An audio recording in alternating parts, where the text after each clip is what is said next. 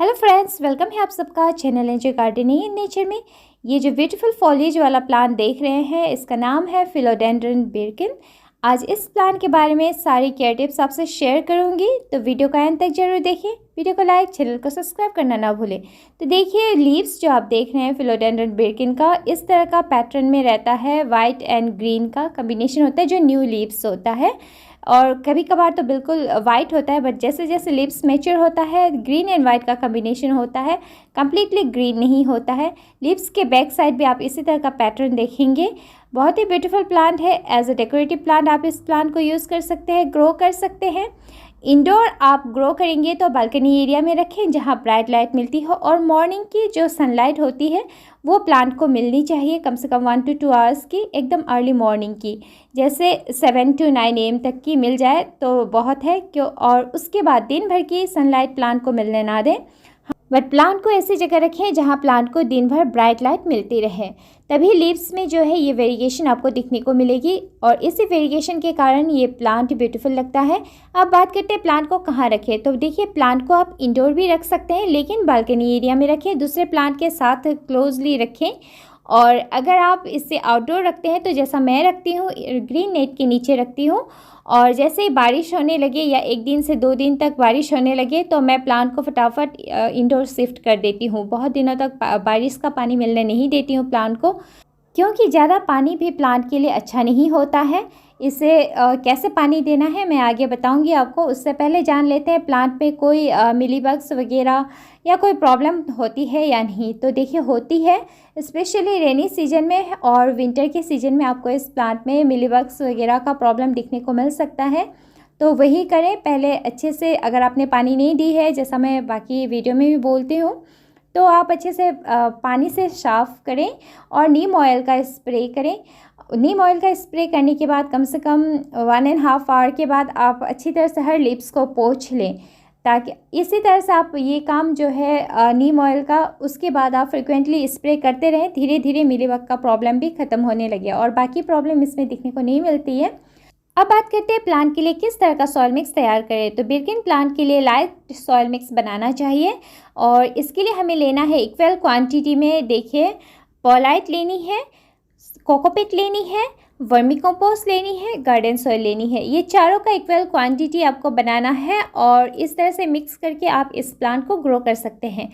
हर साल आप प्लांट की रिपोर्टिंग ना भी करें तो ऊपर का जो लेयर है प्लांट का, उसे आप रिमूव करें। जो लेयर है सॉइल का एक्चुअली, उससे प्लांट के चारों ओर से रिमूव करें, और दूसरा सॉइल मिक्स सेम बनाकर आप ऊपर से दे दें। और ट्राई करें कि आप हर 2 साल में एक बार प्लांट की रिपोर्टिंग ज़रूर करें, और पहले से बड़े साइज़ के पॉट में। जैसे मैं स्टार्टिंग में ही इस प्लांट के लिए कम से कम 10 to 12 इंच का पॉट मैंने लिया है, और जैसे मैं इसे रिपोर्ट करूँगी उससे बड़ी साइज वाली ही पॉट लूँगी। और प्लांट का रूट जो है बहुत डीप जाता है, इसलिए हमें बड़ी साइज़ की पॉट लेनी होती है, और हर 2 साल में प्लांट को रिपोर्ट करना बहुत ज़रूरी है।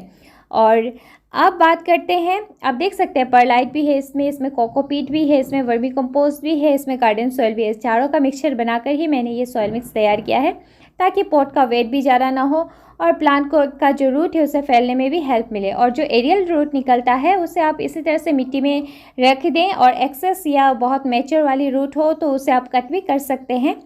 और इस प्लांट को आप कटिंग से भी ग्रो कर सकते हैं। जैसे एरियल रूट जहाँ से निकल रहा है उसके ठीक नीचे से कट कर दें, और वही एरियल रूट के थ्रू चाहे तो आप वाटर में प्रोपोगेट करके या फिर डायरेक्टली सॉइल या कोकोपीट में प्रोपोगेट करके, आप जैसे रूट की डेवलपमेंट हो जाए आप दूसरे पॉट में शिफ्ट कर सकते हैं। इसी तरह से इस प्लांट को प्रोपोगेट भी किया जा सकता है, और या फिर रूट डिवीजन से भी आप ग्रो कर सकते हैं। फर्टिलाइज़र की बात करें तो बिर्किन प्लांट के लिए फर्टिलाइज़र आप ऑनलाइन भी अवेलेबल है, उसमें से भी कोई भी एक दे सकते हैं, बट रिव्यू अच्छी तरह से देखकर।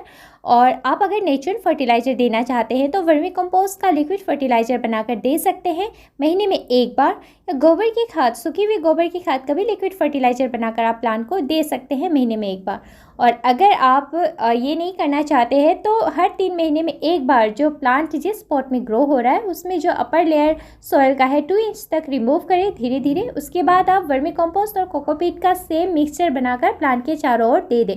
उसके बाद पानी ज़रूर दें प्लांट को, इससे प्लांट की फर्टिलाइजर की नीड्स फुलफ़िल हो जाएगी। और पानी देते वक्त प्लांट में जो पॉट का सॉइल है वो 2 to 3 इंच तक सॉइल ड्राई हो जाना चाहिए। उसके बाद ही प्लांट को आप प्लांट के चारों ओर पानी दें, लीव्स एरिया में भी दें और अच्छे से पानी दें। बिरकिन प्लांट में रेनी सीजन में और समर के सीज़न में इस तरह से लीव्स एरिया में मैं स्प्रे कर देती हूँ, आप भी कीजिएगा। लेकिन समर के सीज़न एक ही बात का ध्यान रखिए, अर्ली मॉर्निंग को करना है और या फिर इवनिंग के टाइम आफ्टर 7 PM ही करें। बिरकिन प्लांट के लीव्स में अगर इस तरह का प्रॉब्लम आ रहा है तो इसका बहुत सारा रीज़न हो सकता है, या तो मैच्योर लीव्स या फिर ओवर वाटरिंग से भी ऐसा होता है, या सनी एरिया में आपने रखा है तो भी ऐसा होता है।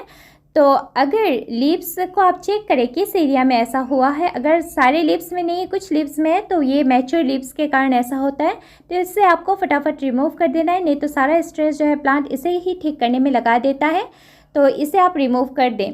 और हाँ, अगर प्लांट का सारा जो लीव्स है उन सब में इस तरह का स्पॉट है तो सनी एरिया से फटाफट शिफ्ट करें। और या फिर लीव्स जो है गलना स्टार्ट हो गया है, येलो हो रहे हैं बहुत सारे लीव्स, तो आप प्लांट को फटाफट दूसरे पॉट में रिपोर्ट करें। होप कि ये वीडियो आपके लिए हेल्पफुल रही होगी। मिलते हैं फिर एक नई वीडियो में नए प्लान के साथ, नई जानकारी के साथ। तो वीडियो को लाइक, चैनल को सब्सक्राइब करना ना भूलें। Bye bye, take care.